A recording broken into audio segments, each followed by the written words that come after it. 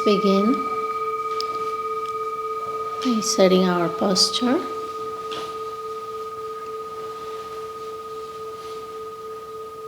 Let's do the 9 breaths.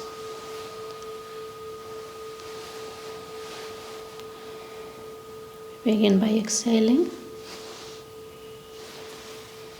taking a deep in-breath with the right nostril. Do the visualization.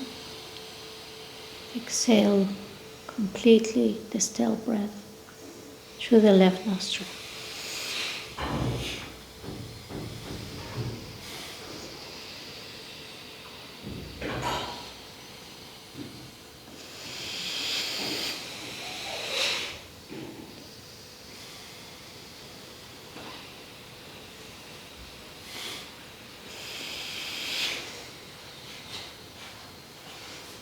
Now we switch hands.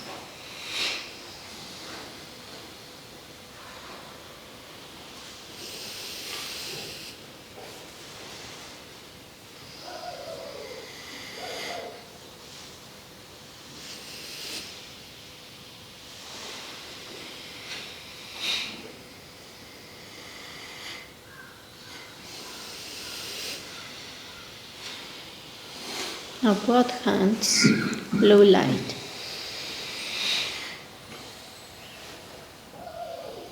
Exhaling through both nostrils, all the still breath.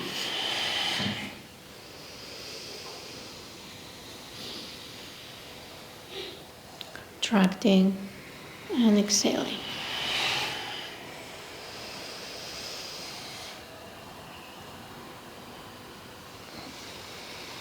And exhale, extending your hands. Now rest in that posture of stillness and relaxation, allowing your breath to regulate, to find its natural rhythm, allowing your mind to come and rest in the present, to notice the sensations of the breath throughout your body.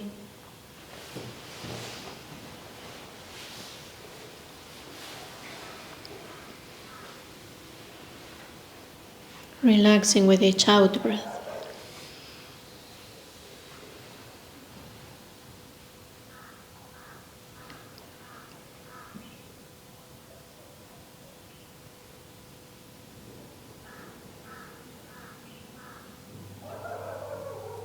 Cultivating a sense of relaxation, stability, and vividness.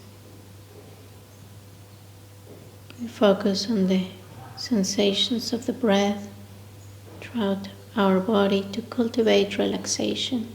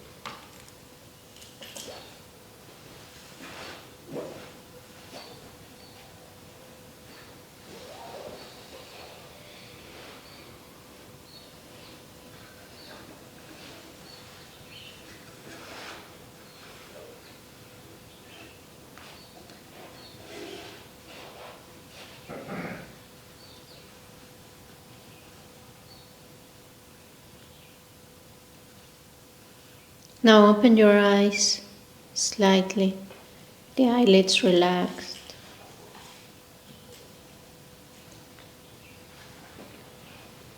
And withdraw your attention from the sensations of the breath to now focus on the space of the mind and mental events.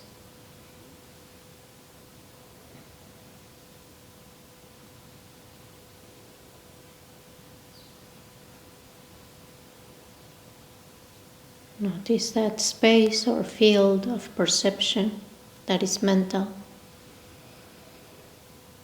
where you perceive ideas, emotions, memories.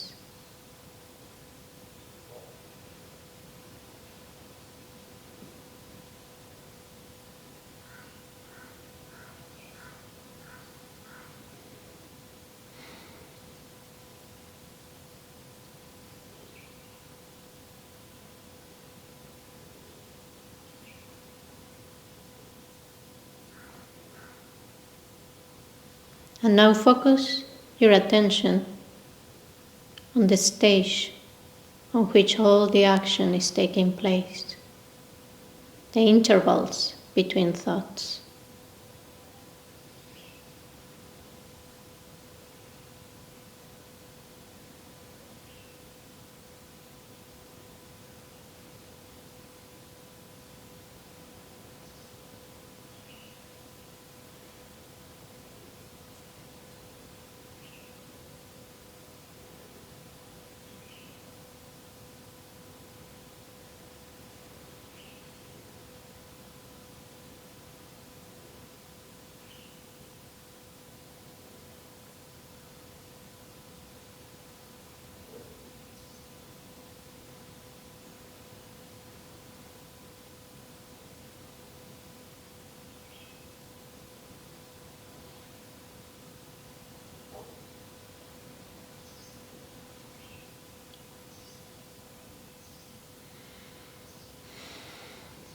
Now withdraw your awareness even from that. Let it rest in the sheer knowing of knowing.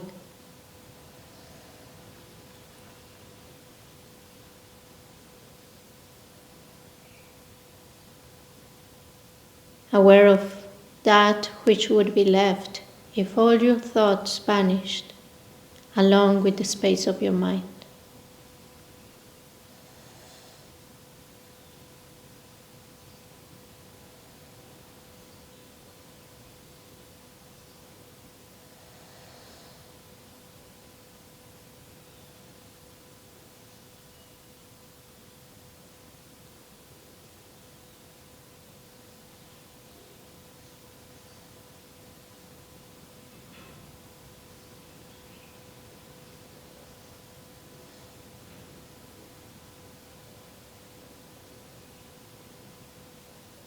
Withdraw your awareness away from all appearances, both mental and physical,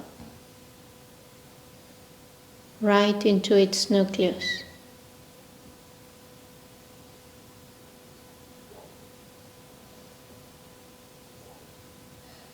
Aware of being aware.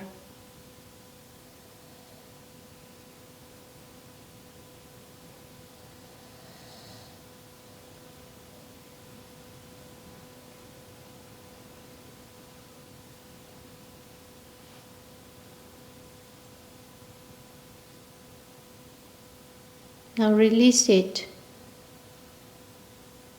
just letting it go into space, taking nothing as an object with total relaxation.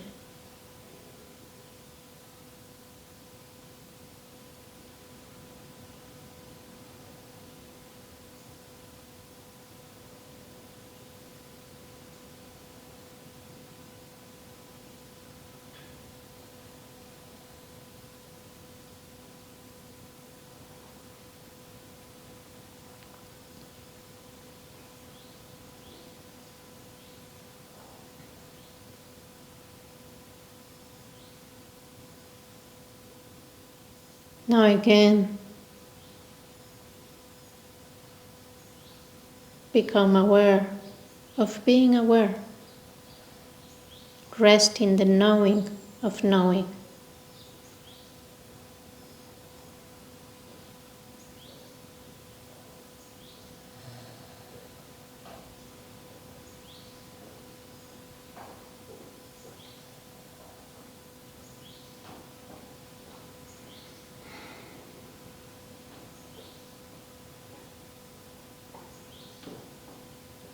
and release it into space. But as you release it, gently sustain the flow of awareness, of awareness.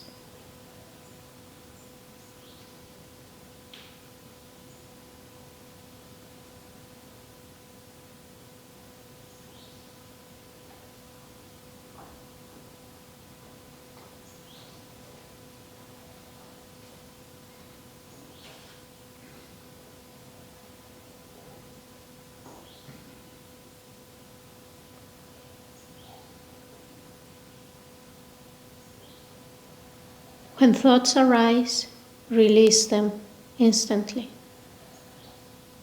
You are not attending to any objects. Simply rest in that which is left.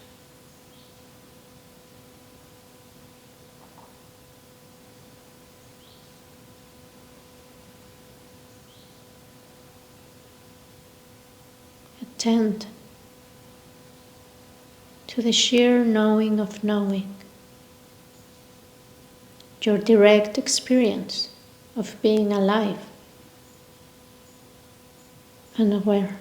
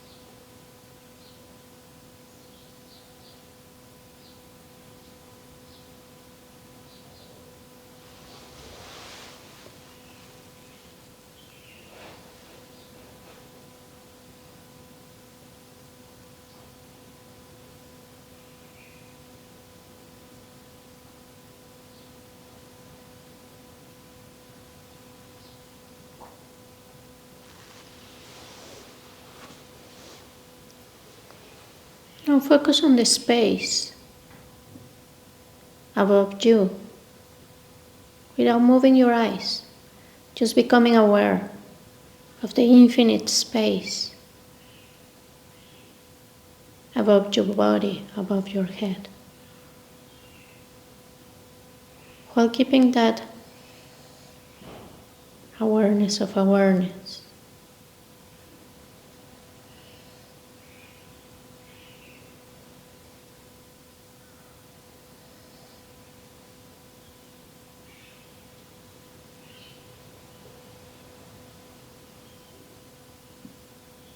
Now send your attention to your right to all the space that you can perceive or infer is on your right, expanding to the infinite.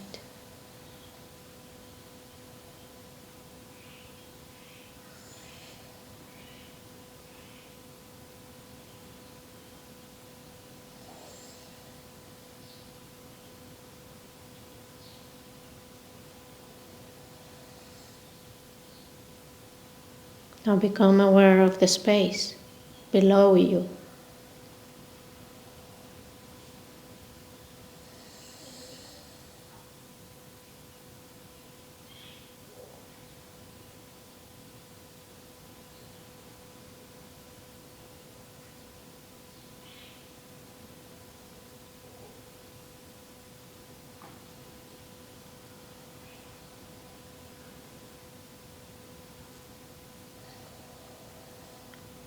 Now direct your attention to the left,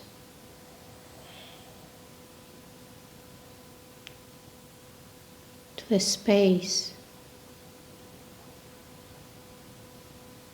infinite space.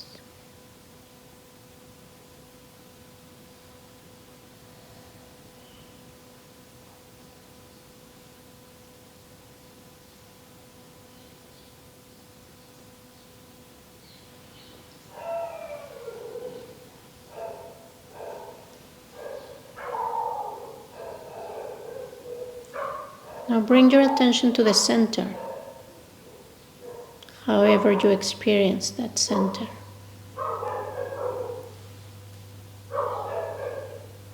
Focus on the experience of being aware.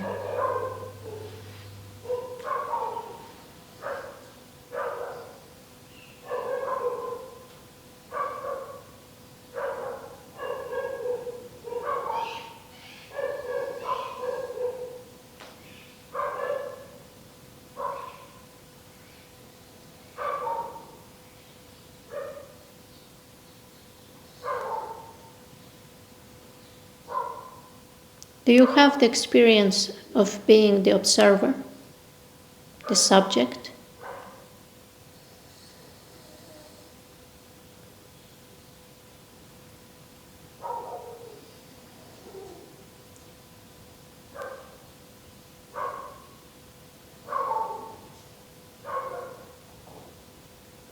If so, what are your characteristics?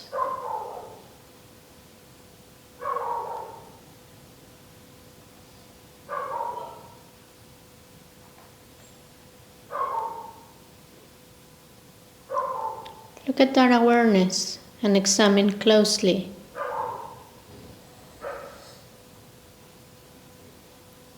Does it have a shape, color, size?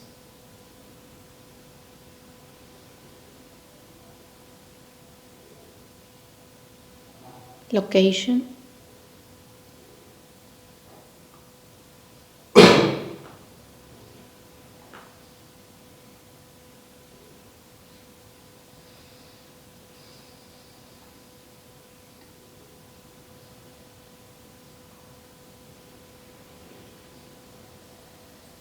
Now release it into space, taking nothing as an object, just resting.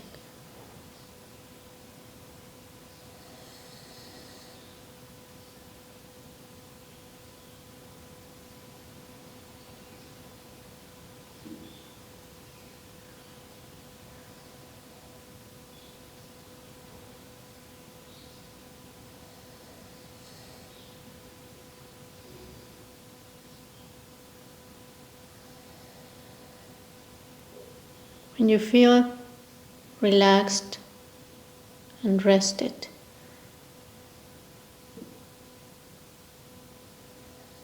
probe upon inversion. Invert your awareness upon itself. One more time.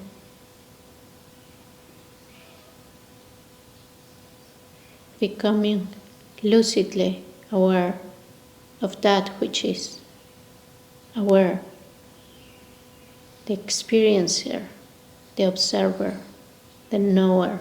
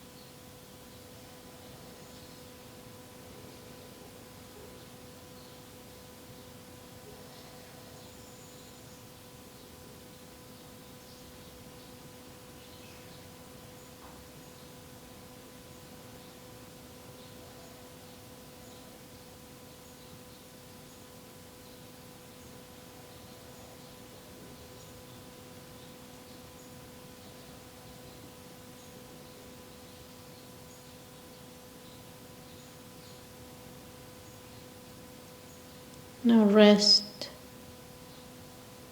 into space without focusing on anything.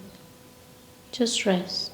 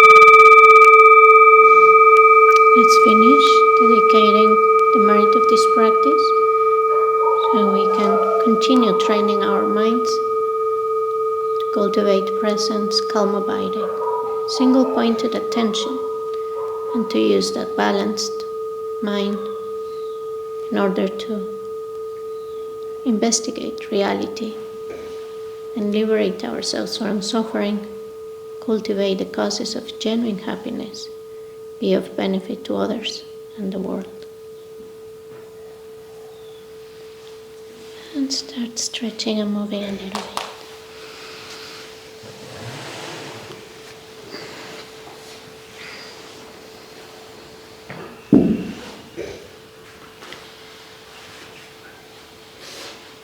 So this practice is called Shamatha without a sign, Shamatha without an object, or Shamatha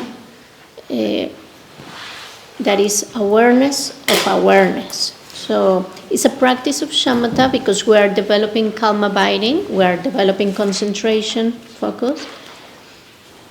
Yet, in this case, we are going directly to awareness. So awareness cannot really look itself, such as we cannot see our eyes, we cannot see ourselves, our face, right? And that's why it's shamatha without an object. Yet, for practical terms, we say awareness is aware of itself, right? As we described before, it's happening so fast that we don't notice, but one moment of awareness is being aware of the previous moment of awareness. So it's happening very fast, so it seems simultaneously. Now, it's a shamatha practice, but also it can give us some insight into the empty nature of the self. And Padmasambhava, or Guru Rinpoche, in his text, Natural Liberation, he explains that for some people, this practice can even give insights into the nature of mind or Buddha nature, right? But that we shouldn't rush into trying to go into Dzogchen practice, but have a good stability on the Shamatha practice first. So with these two last practices we've done in the Shamatha category of settling the mind and Shamatha without a sign, we can get some insights in our practice. And so there is a risk that you might want to stop practicing calm abiding and just go follow that insight you had or something. But as we said before, if your axe doesn't have enough stability and you're developing that sharp edge of vipashyana and start to investigate too soon, then you're just going to hit the roots in different places, right? So take the time to explore it as a Shamatha practice, and then when you go to a Dzogchen retreat, you receive pointing out instructions, then you will start seeing how these Shamatha practices very naturally flow into Mahamudra or Dzogchen practice, right? So just a warning there. And here we did 3-in-1, 3 forms of doing Shamatha without a sign in one session, right? But you can do one session of each of these methods. So the first one, it's called oscillation. So in this oscillation, we are inverting the awareness upon itself. It's a way of saying it. We have this sensation of, instead of looking outwards into phenomena, into objects or the breath, or even our thoughts, which seems like there's an observer and an object that is being observed, the space of the mind and mental events. There's this dual sensation of duality, right? But in this case, we're kind of awareness, the observer is looking at itself. And so in the oscillation method, we do that inversion for some time, and then we release back that attention, we dissolve it into space and we rest. In which space we are dissolving it? In the space of the mind, right? We're just resting. But we're not focusing strongly on anything. Not on the space of the mind, not on mental events, not on physical experiences or the sensations of the breath. We're just resting. With that sensation of not doing, just resting. And then we invert again. And then we rest. We do that oscillation according to what it feels natural for us. We can also do it coordinated with the breath. When you take the in-breath, you invert the awareness upon itself. When you do the out-breath, you release into space.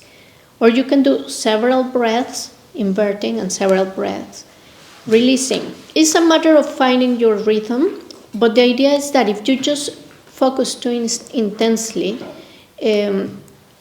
we might get a lung unbalance again, right? We're putting too much concentration, too much focus. We might get tense or start feeling headache, or the lung might come to the upper part of the body. So it's good to do that oscillation of releasing and resting and then inverting. When you do this practice, maybe you notice, but the vividness is increased very much. So we want to have a good foundation on relaxation and stability before increasing too much vividness. That's why the oscillation helps. It also helps us kind of locate the object, even though we said there is no object. For practical terms, we say awareness is our object, right? So it's not like we can find it, yet we have the experience of it being there. If we didn't have the experience, we wouldn't be awake, we wouldn't be experiencing, we wouldn't be perceiving. It's that perceiver which we are looking at. So that's the first oscillation. Then we did what is called stretching awareness. So this is a method that comes again from Natural Liberation, this text by Padmasambhava or Guru Rinpoche, the great enlightened Buddha that brought Buddhism to Tibet in the 8th century, the first time, the first cycle, the founder of the Nyingma lineage. So Padmasambhava says in this text that it might help you to do this practice, to direct your awareness up into space, down into space, right and left. Why? Because when you do that, it's kind of creating space around awareness, right? So when you say come back to the center, then it's more clear that experience that each of us have of being the observer in the center of our experience, of our perceptions, right? We always have this perception that the observer is at the center, yet when we start kind of directing the awareness towards space, we can also recognize that awareness is not located in this body only, right? Like it's not something that is just constrained to a particular space. And so it can give us other kind of insights too and help us do this meditation.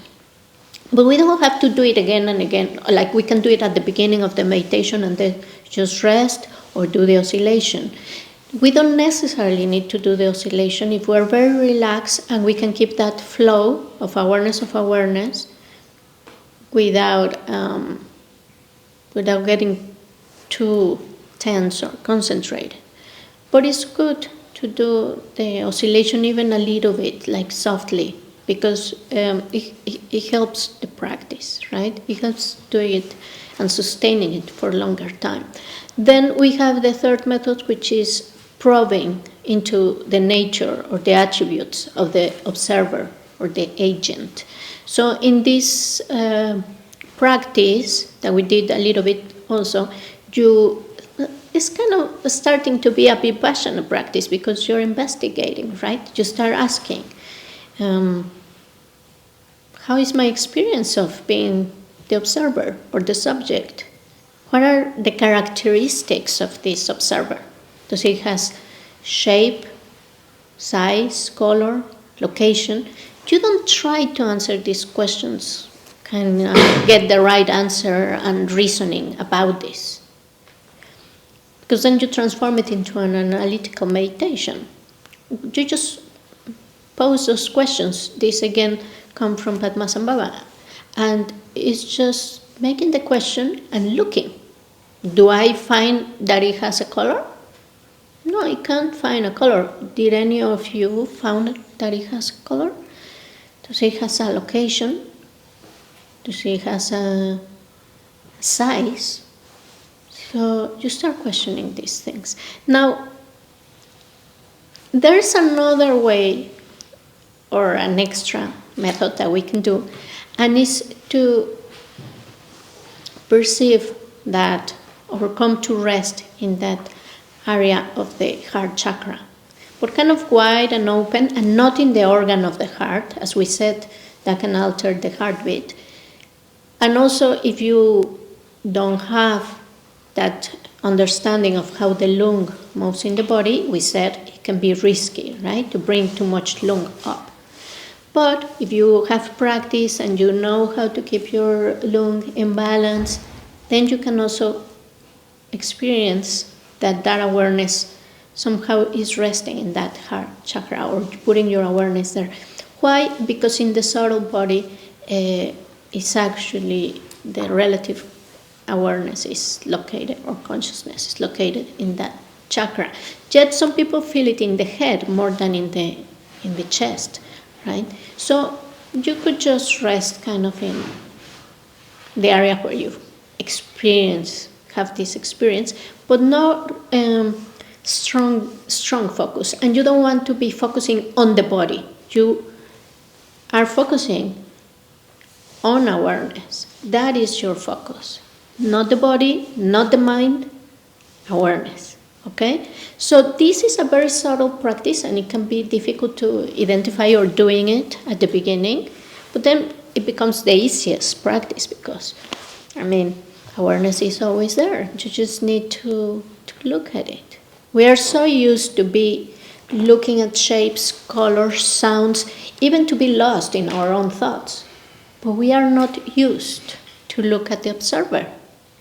So this practice is really wonderful because it kind of in itself, the practice itself removes those poisons of laxity and agitation, excitation, distraction. So you don't have to do much. It kind of develops itself. But just keep in mind not do a very strong focus. If you get lost and suddenly you don't know what you're looking at, what is the purpose of the practice, you get a bit confused, you can go back to settling the mind or to mindfulness of breathing. Remember, mindfulness of breathing, and in particular the infirmary, this dissolving your attention in all the area of the body, kind of the sensations of the breath throughout the body, then is very relaxing and can bring you down to earth, can ground you, okay? So use it. So now I'm going to give you some handouts. This is a chart. I know that the letter is very small, but I wanted to fit everything in one sheet and not give you lots and lots of paper. So maybe you'll need your magnifier to see it. But we have 3 sections, right? We have the mindfulness of breathing, the settling the mind, and the shamatha without a sign. And in each of these 3, we have 3 ways of doing the practice. So in the first one, we have the infirmary and some basic guidelines or instructions, so that when you leave here, if you want to kind of remember the main points, you just read them, and then you can read them before your meditation session and then do it, right? So one is the infirmary, and we're focusing on the sensations of the breath throughout the body. The second of mindfulness of breathing is focusing on the sensations of the abdomen. We've done it, you know it, we're just focusing on the movement. The third one is the sensations at the nostrils or the upper lip, wherever you feel that. But it's important that you have a good foundation, first on relaxation, then on stability, in order to increase the vividness, because moving the lung up here can create headache or constrictions if you are not well settled first. So if you're going to do the mindfulness of breathing on the nostrils, first spend some minutes just in the infirmary, relaxing and seeing all the sensations of the body, then move to the abdomen to cultivate stability in one area that is more narrow, but it's at the same time is where we want the lung to be held. Or you can do the vase breathing, the gentle vase breathing that we did with the settling the mind, but this you can do it with mindfulness of breathing too. And then when you are relaxed and have some continuity on the object, then you move to the nostrils to increase the vividness and to be in a kind of a narrower point of focus, right? And then if you feel the lung getting disturbed, you go back down.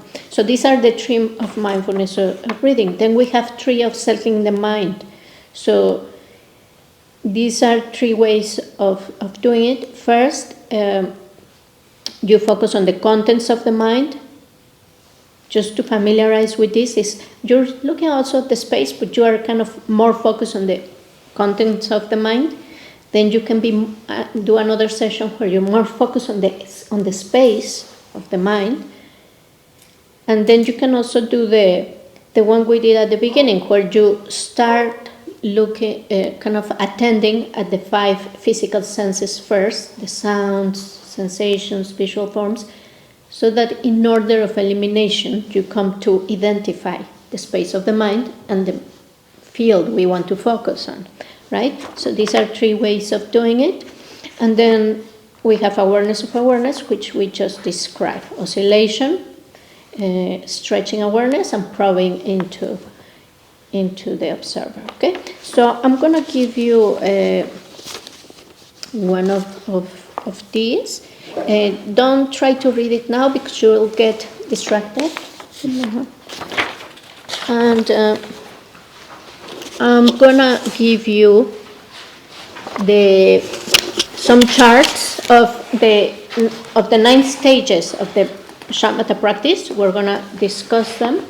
This one comes from Attention Revolution, from the book that Alan wrote describing all the stages, and this one comes from Alex Bersi, very good scholar, and it's slightly different, so that you see the differences. Okay? Yeah. Somebody had a question? Yes. No? Is it possible that you also send us all these papers afterwards, like as PDF? Okay. You have them as PDF, right? Or Okay. Yes. I will ask for the list of emails, and I will send you this as. That would be really nice. Okay. Yeah. Then you can see it more clearly. That's a good idea. Thank you for suggesting. So let's go first with the chart that says the 9 stages. And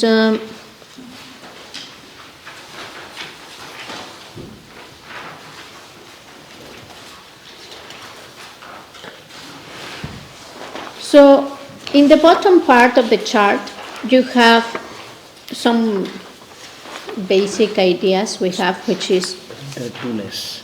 You need 2 of those? 2 more, yeah. Give it. One. Yeah. You just need 1. Okay. Yeah, these are for Tom. He didn't come. These are for Tom. I'll give them to him. So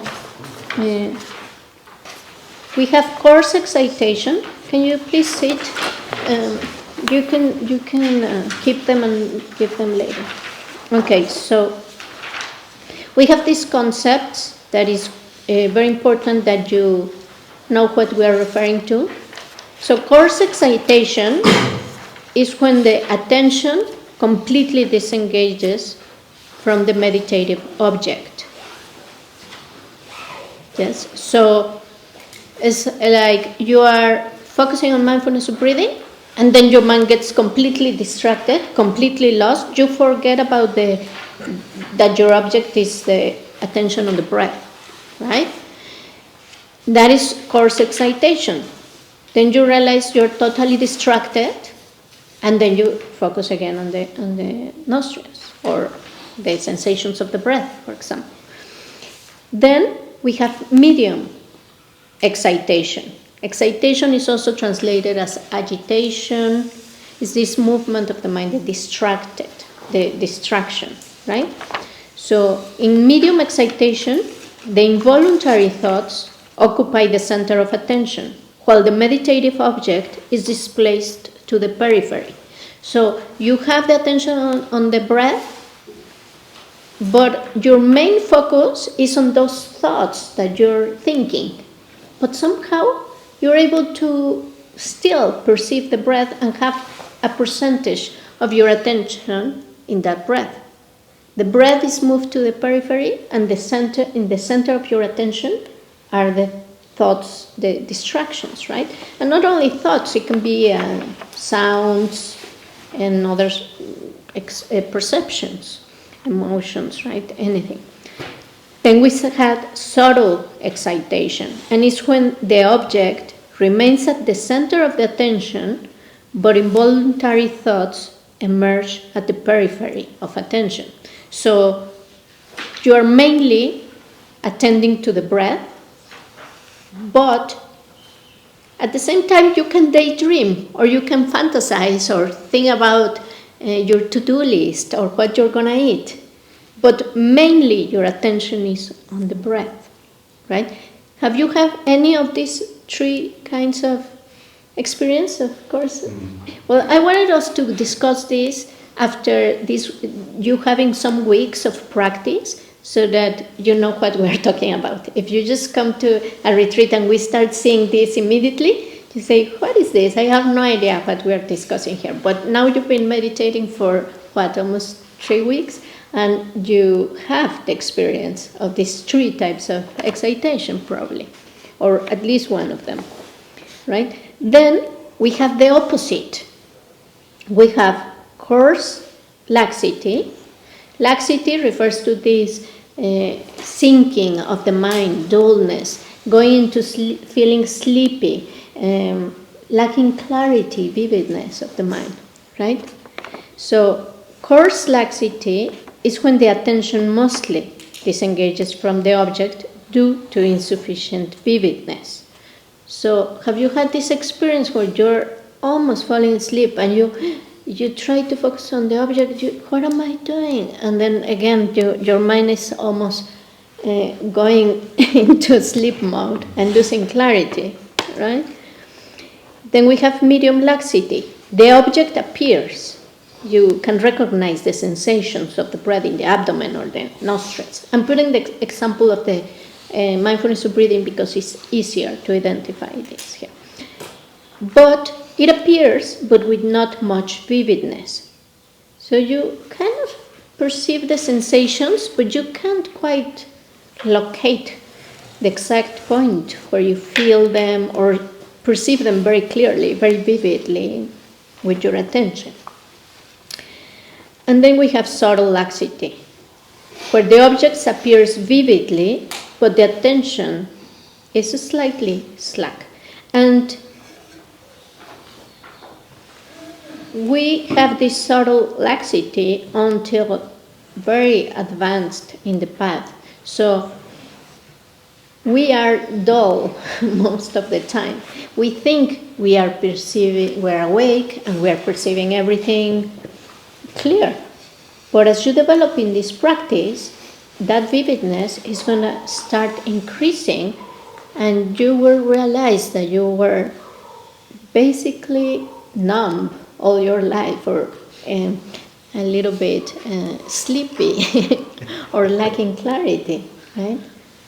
As my teacher says, we live comfortably numb, like the Pink Floyd song, right? So now that we know these three, like the extremes of excitation and laxity, we know why our attention has this hyper and deficit unbalance of attention, right? That now is very common. We have a lot of children and people with ADHD, I always say it wrong. Okay, so our mind is oscillating to that being very accelerated, distracted, or thinking 100 things at a time, wanting to do multitasking and drinking lots of caffeine to be able to keep up with that rhythm, and then removing the stimulation and unable to sustain our attention without stimuli, and then going to the other extreme and start falling asleep, right? And then again, going into distraction, obsessive compulsive disorder. Those are the imbalances of the mind, of the attentional imbalance. So with the Shamatha practice, we're looking to find attentional balance, to put in the center, be able to be very relaxed and very centered and present, and at the same time increase that vividness and have a sharp attention, able to concentrate in whatever we want without tension. So the first of these stages is directed attention, right? So in this first stage, what is achieved is that one is able to direct the attention to the chosen object. And that's very easy. If we want to follow this path of shamatha and balance our minds, it doesn't mean we necessarily want to go all the way the 9 stages and become a super shamatha practitioner. But we want the benefits of meditation. And more if we are in a meditation retreat, we probably want to experience what it's all about, right? So this first stage we already have achieved it, all of us. Can you direct your attention to the sensations of the breath? Yes. Can you identify the object? Yes. But can't sustain it. Okay, you have it. Can't sustain it. Can sustain it, but you can direct it, and that's the first stage, just being able to direct it. So I see many people saying, they said, okay, put your attention on the breath. Oh, I got distracted. I'm very bad at meditation. I can't do this. Right? Well, meditation is for that. It's the training, it's the gym of the mind. It's what is going to help us cultivate that stability. It's not like you already know how to do it and then you sit and you say, I'm very good at this. No, meditation is the training, is the word meditation in Tibetan is gom, and is familiarizing. Is getting a new habit, is training again and again on this new habit, right? So the power by which this is achieved is learning the instructions. So that's what we are doing here, learning the instructions, right? What problems persist is that there is no attentional continuity on the object. As you recognize, most of the time our mind is completely distracted. But the instruction is to bring it back with mindfulness. Mindfulness is this recollection, remembering, putting back into the chosen object, which is the breath in this case.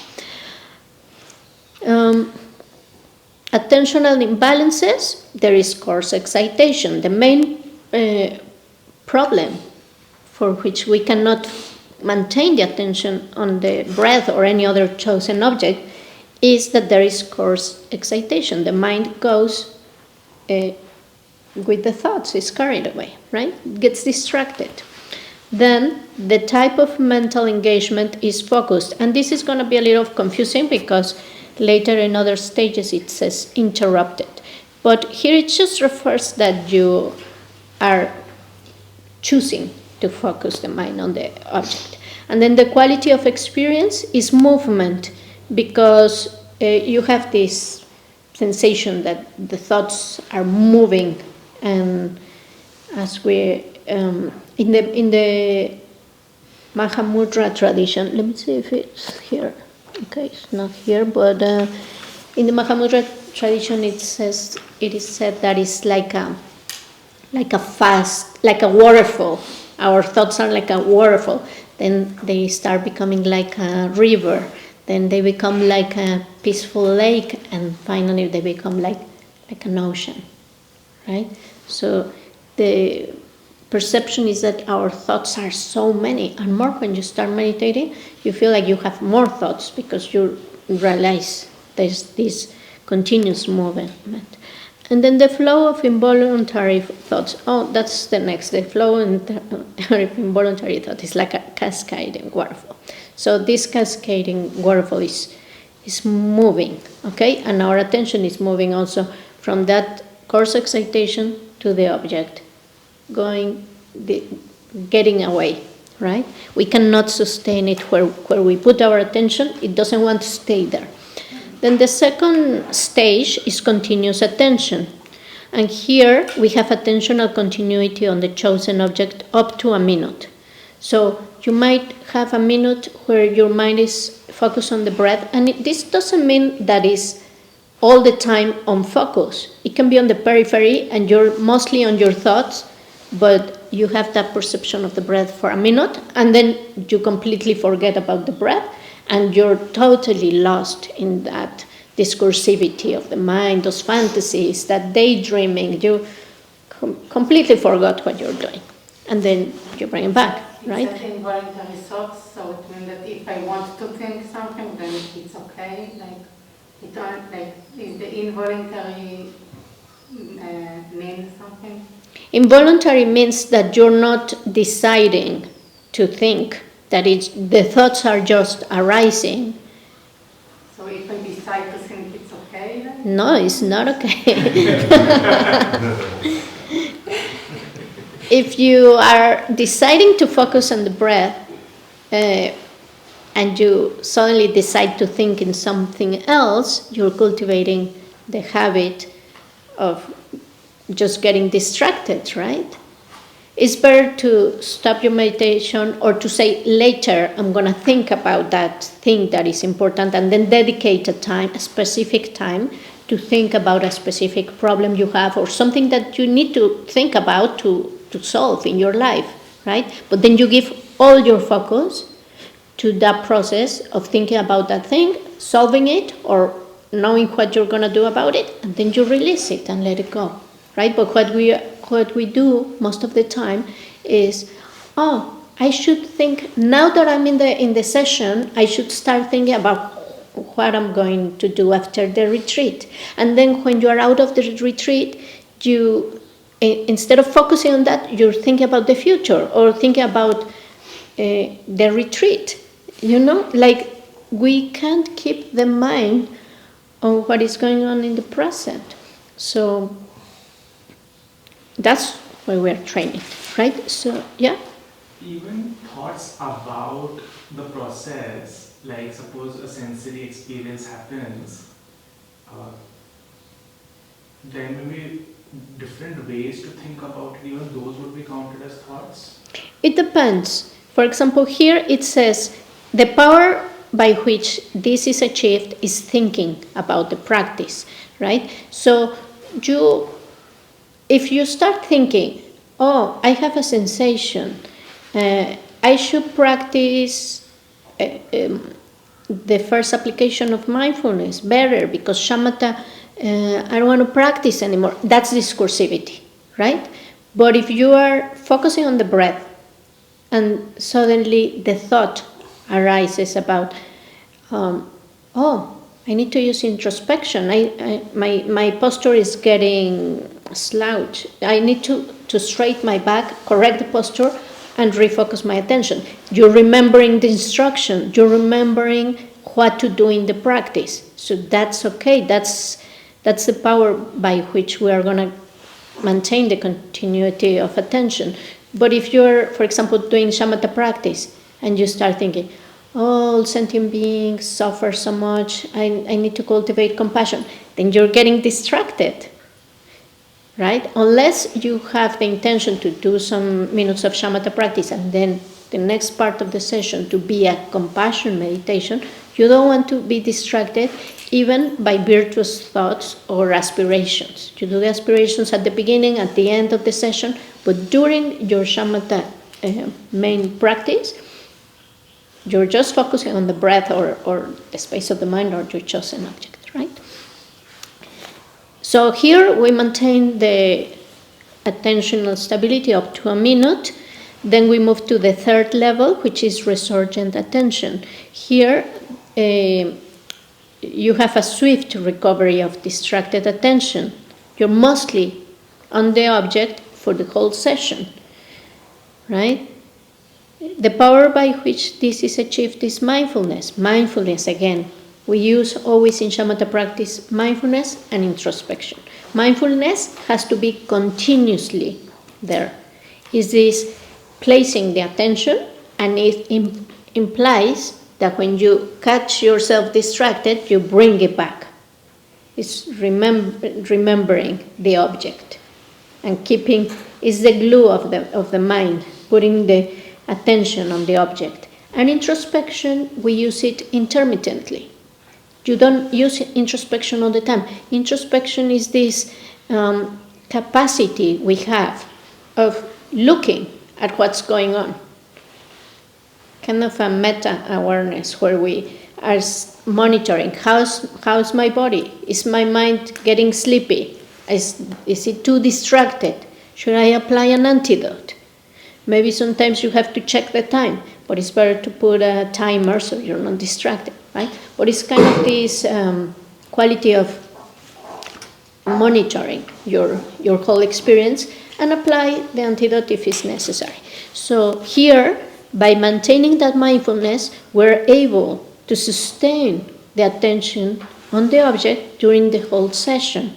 Yet, again, sometimes it's going to go to the periphery and we're going to be more interested in those fantasies or desires arising in the mind, those thoughts. But we somehow keep that thread of mindfulness on the object. And then we come to, here still there is coarse excitations, and one still forgets the object entirely for brief periods. So most of the time you have the sensation that the whole session you were on the object, but still there's some short periods of time where you are completely distracted, right? And so there is interruption. The mental engagement is interrupted, and the quality of experience is movement.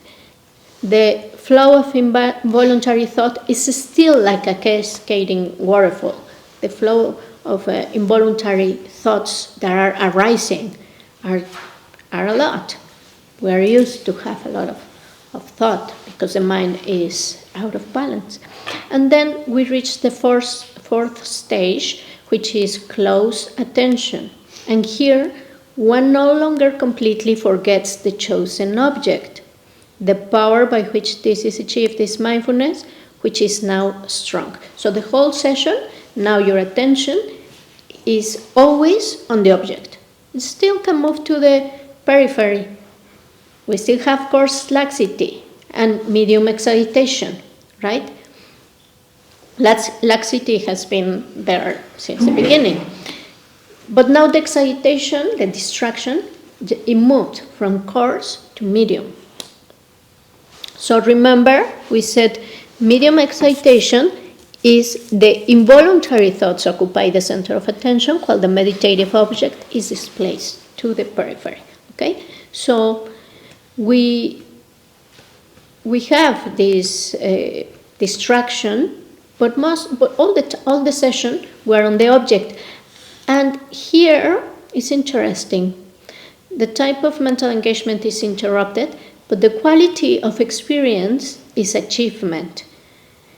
And the involuntary thoughts are like a river quickly flowing through a gorge. So here you might deceive yourself thinking that you have achieved all the stages of shamatha. Because you say, I'm in the object all the session, I have mastery on this practice. And so many people reach this fourth stage and they think they have achieved shamatha. And so you have to know that this can happen. Now, this path is not like continuous uphill that you say, oh, okay, now I'm stage 1, now I'm stage 2, now I reach stage 3. It's not like that. Some sessions you will experience that your mind is completely distracted, and maybe the next session, especially if you are in retreat and meditating a lot of hours, you will see this. Then maybe the next session you have a session as if you're in stage 4. You are completely on the object all the session. It was a very good session. We would label it like that, right? And then the next session, you are constantly getting distracted or sleepy, and you say, what happened? I was in stage 4 already, but now I'm in stage 1 or 2. What happened? It's gradually balancing. The mind is slowly coming there. So some sessions will be more focused than others. It depends on many factors, and we will see the conditions also are part of this. But how are you eating, if you sleep well, if you have worries or concerns, like if you're worried that you haven't buy your flight ticket, that thought is going to keep coming into meditation. Right? That's why in retreat we try to remove all those worries and concerns so that we can focus, right? So keep in mind that, because don't worry if the session is what we would label good or bad. as long as you sit and decide to put your attention there, even if all the session you were mostly distracted, it's a good session because you're practicing. Okay? And then we have the fifth stage or level, which is tamed attention. And here, what is achieved is that one takes satisfaction in samadhi. So samadhi is this concentration or being in the flow, that experience of being focused and flowing in that concentration, right? The power by which this is achieved is introspection. So with introspection, again, we are applying the corresponding antidotes and balancing that attention, bring it back and relaxing more or increasing the vividness, correcting our posture. All of that is going to help us reach this stage, and of course, continuous practice, right? What problems will persist? Some resistance to samadhi, attentional imbalances, medium laxity, and medium excitation. So still the object can move to the periphery, and we can have more focus on thoughts, right? But the vividness now is increasing. There's no, so of course we're not falling asleep anymore. We're not completely turning off the brilliance or the vividness of that attention. And the quality of experience is achievement. The type of mental engagement interrupted, and the involuntary thoughts are like a river quickly flowing through a gorge. Still, you have a lot of thoughts, but it's more calm. You have a sensation that the mind has calmed down. Remember, we don't want to force the mind to calm down, and it's like steering that snow ball, right? Ball, you call it, or bottle? Snow globe. So we're just noticing that cascading waterfall became a river of thought. Especially if you're doing settling the mind in its natural state, you don't care if there's a lot of thoughts or few thoughts. They are your object. So you have a show there to watch. And then the sixth stage is pacified attention. There is no resistance to the training attention. The power by which that is achieved is introspection. The problems that persist are desire, depression, lethargy, and drowsiness. So even at this stage 6, this will still keep arising. So don't get discouraged.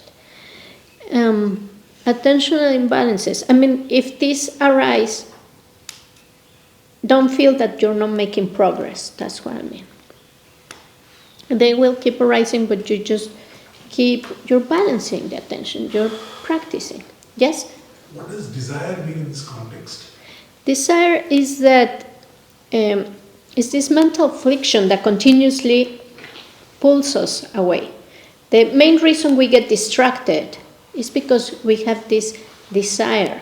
So it's quite boring to watch your breath. Sometimes we start fantasizing about things we desire, whether it's food or an experience or something you want to buy or something you want to achieve, or what do I desire to do with my life. Is continuously distracting us, right? And of course, desire gives rise to attachment. And then depression, lethargy, and drowsiness, you know what they are, right? And then attentional imbalances, medium laxity, and subtle excitation. The type of mental engagement is interrupted. The quality of experience is achievement. And the involuntary thoughts are like a river slowly flowing through a valley. So now that the mind is calming more, there is still medium laxity and subtle excitation now. So the subtle excitation is because the object is not going to the periphery. The object is at the center of attention, and you perceive the thoughts, this river in a valley, but now it's on the periphery. You're not moving completely from the object to put into focus that river of thoughts. You're perceiving it. They are there. You can see them. You know they are there. But the focus is always on your object. And then later we reach stage 7, fully pacified attention, is the pacification of attachment, melancholy, and lethargy. So as you see, with this practice, we're not only calming the mind and gaining concentration, we're pacifying attachment, melancholy, and lethargy. What's that? It's like when you are kind of Lazy. dull, lazy, kind of Low energy. spaced out, Low energy. low energy, kind of dragging your feet, something like that. You don't have too much enthusiasm or energy or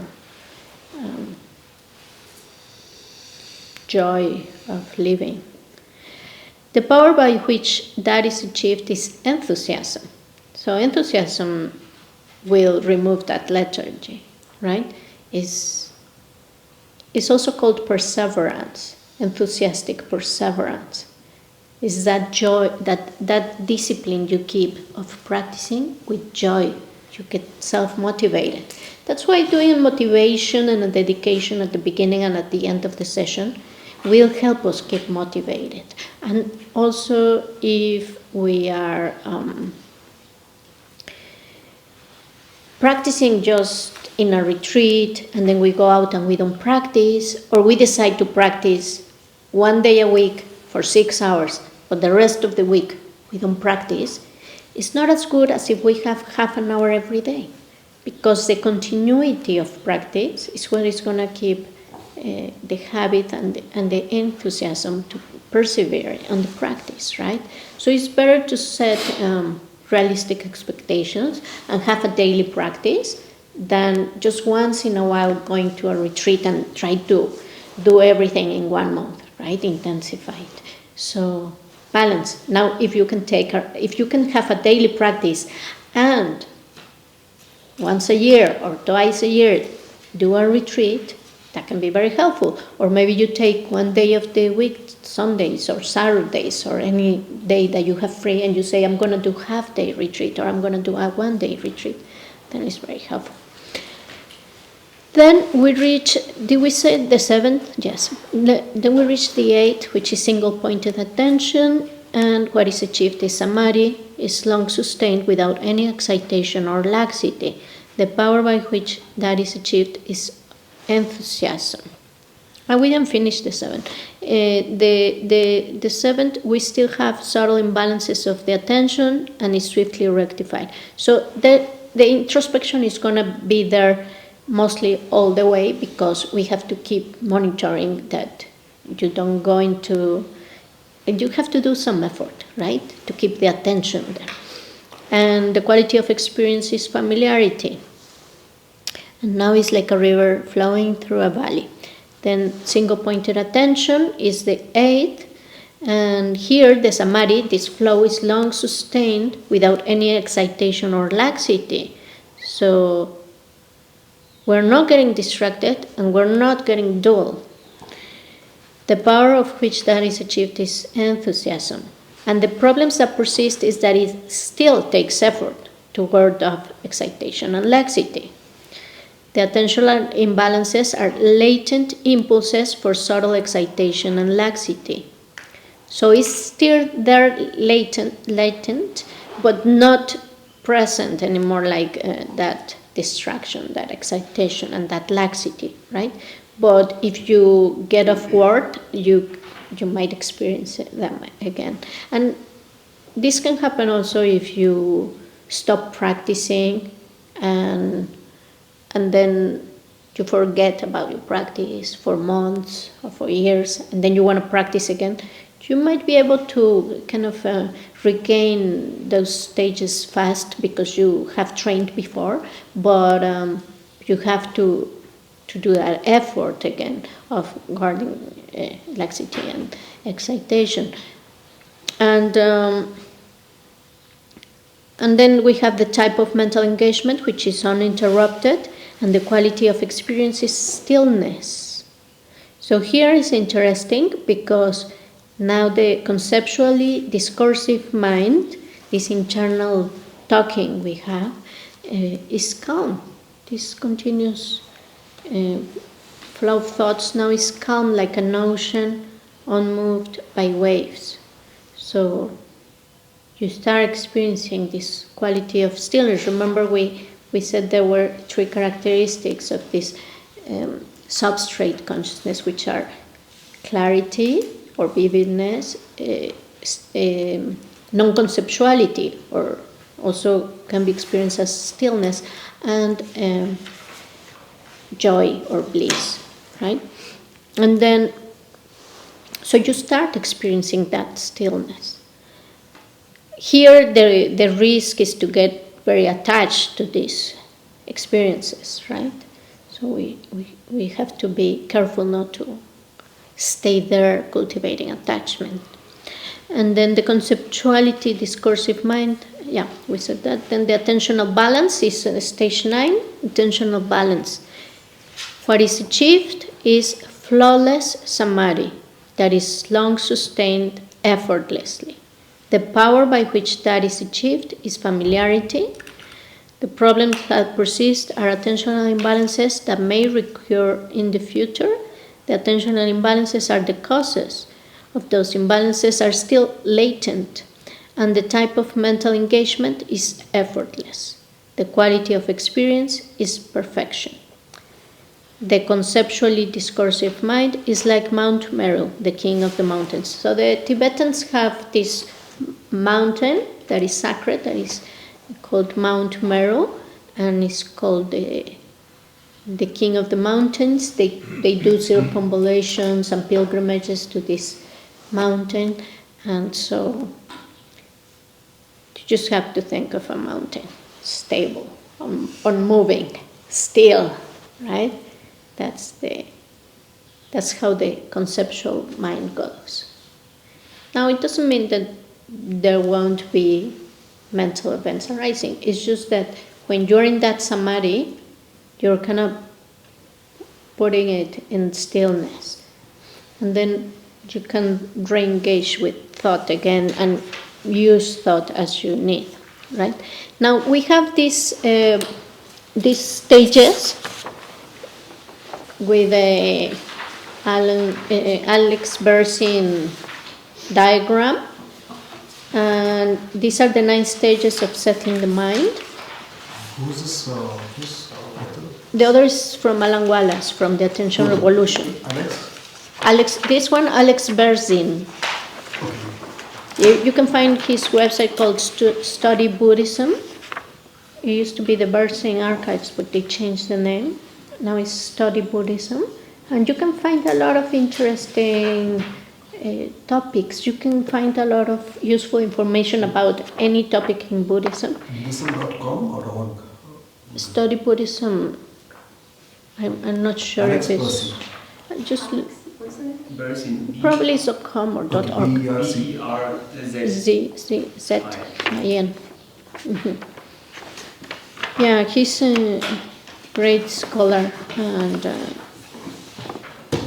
and sometimes you find so much information on the internet and books, and it might be quite confusing, and finding like genuine sources can be confusing because sometimes there's people writing all kinds of things that are a bit misconstructing or not quite accurate. There's this new profession called Tibetologists or Buddhist scholars, but sometimes we find that they are not Buddhist.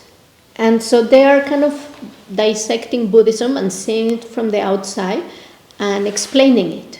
But they quite don't get it, right? Because they've never practiced, they've never been fully immersed in the tradition, and so they're kind of Philology is not Buddhism. Yeah. Buddhologist, right? And this is funny because even the word Buddhism is not Buddhist, because the end of the word, this ism, means absolutism. It means reification, right? So they put that label, of course, and they say, such as we have existentialism or Christianism, or they put this to everything, right? And then reify it. But in Buddhism, there is no such thing as Buddhism. So we talk about the Buddha's teachings as Buddha Dharma. That would be a more accurate word to refer to this collection of teachings and instructions, right? But for practical purposes, we just use it. But be aware that there's a lot of Buddhologists that are not quite expert. So if you want a good source, Alex Persing is someone that has a lot of knowledge, but also practice. Like he's really a good source. Now, the 9 stages of settling the mind. So he puts this diagram as spheres with arrows, and then we have, on one side we have the 6 powers, right, that we just saw, but they look a bit slightly different. So we have the 9 stages in the centers and the 4 types of attention. So the stage 1 and 2, we have the power of listening the instructions and the power of reflecting about these instructions or thinking about the instructions. And the type of attention is painstaking attention. So we are settling the mind in the stage 1, and in the second, setting with some continuity, right? Then on the third and the fourth, we have the power of mindfulness is what is going to help us achieve these third and fourth stages, which are resetting and closely setting. And then the fifth and the sixth, we have the power of alertness, and the stages are taming and stilling. So it's good to have just one word to remember and kind of know that you're going in that direction. We can help you kind of summarize all these instructions into bullet points, right? And then we have a complete stilling on the stage 7, and we have it by the power of perseverance. And all these, from the 3rd to the 7, we have restoring attention is the type of attention. Then we have the last 2, which is single pointedness and absorbed setting. So it's very similar, the names. There's different sources. Here we have the power of perseverance, which is same as enthusiasm or similar. And then we have uninterrupted attention. And in the last one, we have the power of complete familiarity, and it comes from spontaneous attention. And then comes the exhilarating sense of physical and mental fitness, the actual achievement of Shamatha, which would be the level 10 if we would want to put it in a stage, but it's not a stage. And we will discuss a little bit about what this means, okay? But just to keep in mind that there are different descriptions, different names, according to different traditions. There is a text by Kamalashila in the Gelug tradition that explains the 9 stages. There is a commentary by the Dalai Lama too explaining this text, this root text. In Tibetan tradition, we have what is called root text, the original text written by the author, and then we have commentaries on that root text, which are explaining this text. And then we have commentaries about the commentaries, okay? So there's a lot of information out there. There is teachings on this by Lama Tsongkhapa. And in the Gelug tradition, there is a lot of these gradual paths, right? So we're seeing all these stages in a very gradual way to get the understanding. But in the Mahamudra and the Dzogchen tradition, it's more like a flow, more integration, right? So they don't speak so much about these very defined and marked stages. They talk more about the experience and how it kind of reveals. It's more of a discovery path. So, just so you know. Well, I think we're going to continue in the next session. We're going to go a little bit more in detail with this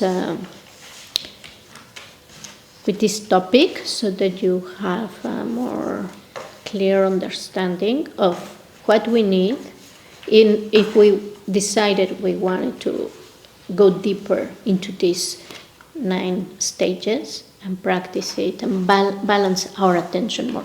So we have the practices we saw yesterday of the 4 immeasurables, and those will help us balance our heart, our emotional states, right? We're in the extremes also. We go to the extreme of being over-emotional and overreactive and dramatic of our lives. And then we have the extreme of being indifferent and not connecting with others. So we want that emotional balance. And here with these practices, we're going to cultivate that balance of the attention and avoid those extremes of hyperactivity of attention and attentional deficit. So when we go more into the practices of the 4 applications of mindfulness, which are more in the direction of vipassana, investigation of reality, what we are balancing is our cognitive balance, right? And in the cognitive balance, we are going to avoid the extremes of projecting on reality things that are not there, that we are fabricating due to our prejudices and constructs, and then avoiding the extreme of deficit cognition, right?